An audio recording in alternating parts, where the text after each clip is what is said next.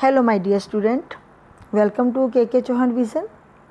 Today we will discuss about very interesting topic, ozone layer. This topic is from the atmosphere, ठीक है, from the major topic atmosphere. The ozone layer क्या होती है इसको पहले मैं बताऊंगी. The layer of ozone in the atmosphere which absorbs the harmful ultraviolet radiations coming from the sun is called ozone layer.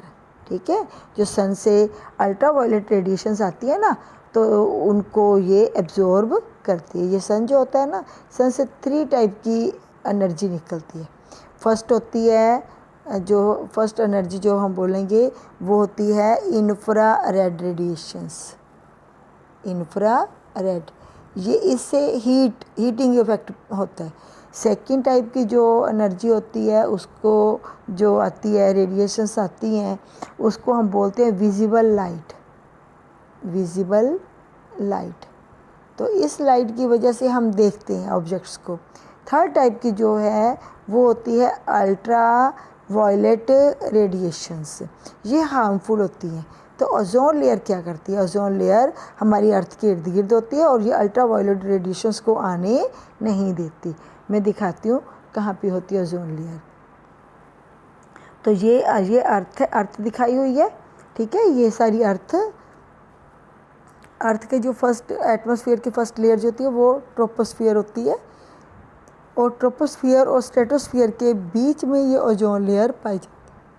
ठीक है, स्ट्रेटोस्फियर और ट्रोपोस्फियर के बीच में ओजोन लेयर पाई जाती है, और ये ओजोन लेयर अल्ट्रावायलेट रेडिएशंस को हमारी अर्थ पर नहीं आने देती. ठीक है, तो अब हम इसको और पढ़ते हैं ओजोन लेयर से रिलेटेड. पहले ये question, in which form oxygen is found on earth. Earth पर ऑक्सीजन किस फॉर्म में पाई जाती है? वैसे तो ऑक्सीजन O2 की फॉर्म में पाई जाती है. ठीक है, O2 की फॉर्म में पाई जाती है हमारे एनवायरनमेंट में. अभी मैंने बताया कि अगर हम स्ट्रेटोस्फियर और ट्रोपोस्फियर के में जाते हैं तो यहाँ पे जो ऑक्सीजन है वो ओजोन की फॉर्म में भी पाई जाती है. तो 2 फॉर्म में मिलती है ना ऑक्सीजन अर्थ में. कैसे मिलती है? अर्थ पर तो ऑक्सीजन की फॉर्म में O2 की फॉर्म में मिलती है. अर्थ के बाहर उसके एटमॉस्फेयर में इस फॉर्म में मिलती है. ठीक है, क्वेश्चन को करते हैं. 21% of oxygen is found in our environment. The oxygen is present in the compound form in the carbon dioxide. ठीक है, ऑक्सीजन एक तो इस फॉर्म में मिल गई, एक सेकंड बोला इन्होंने, इस फॉर्म में भी ऑक्सीजन मिलती है. ये तो होती है 21%.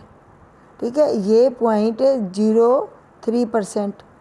ठीक है, इस फॉर्म में भी मिलती है. The oxygen is also found in oxide की फॉर्म में, oxides of metal, silicones, carbonate, sulphates, nitrate and in other minerals में भी ये ऑक्सीजन पाई जाती है. इसके अलावा ऑक्सीजन इज़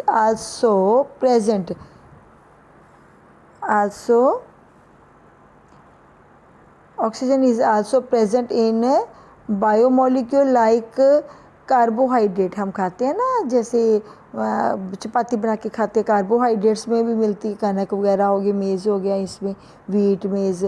प्रोटीन में मिलती है, न्यूक्लिक एसिड में और फैट में भी ऑक्सीजन मिलती है. अब हमारा मेन क्वेश्चन तो ये है, what will be happen if the ozone layer disappear from our atmosphere.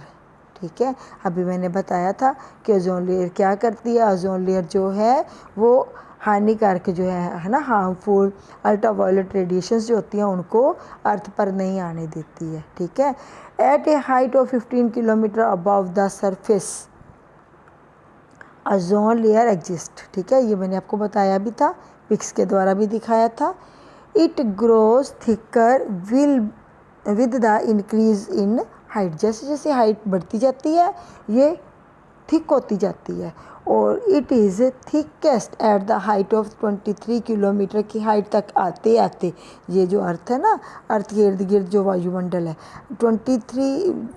10-12 kilometre के बाद ये जो है 15 किलोमीटर के बाद ये 15 किलोमीटर के बाद ये क्या होनी शुरू होती है? थिक होनी शुरू होती है. और 23 पर जब एटमॉस्फेयर 23 किलोमीटर तक आता है तो ये बहुत ज़्यादा मोटी हो जाती है। This layer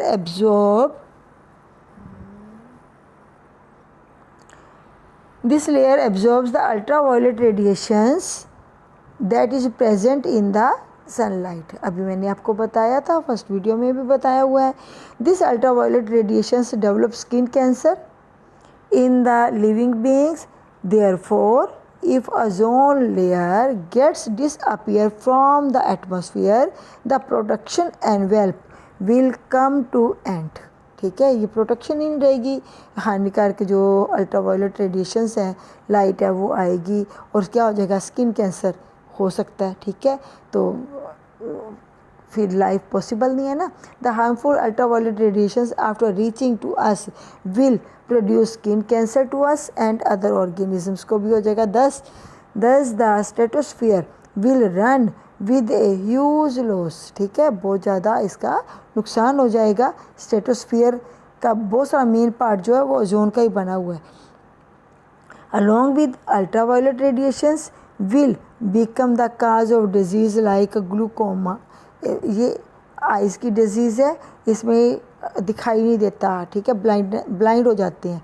and heat immolation जो है, ये ऐसे ही डिजीज़ शुरू हो जाएंगी। ठीक है, also the division of cells in plants will stop. Plants में सेल की डिवीज़न रुक जाएगी। अब सेल की डिवीज़न रुकने से प्लांट में क्या नुकसान है, उनकी ग्रोथ ही रुक जाएगी, फिर ग्रोथ ही नहीं होएगी।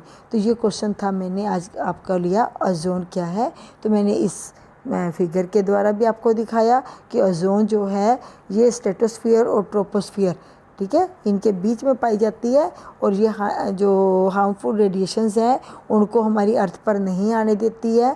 और जैसे जैसे ऊंचाई पर जाती जाती है ये मोटी और मोटी होती जाती है। 15 किलोमीटर से के बाद शुरू होती है ये और 23-25 तक आते आते ये काफ़ी मोटी थिक हो जाती है। और ये अल्ट्रावायलेट रेडिएशंस जो सन से आती हैं उनको अर्थ पर नहीं आने देती। तो ये क्वेश्चन था हमारा ओजोन लेयर।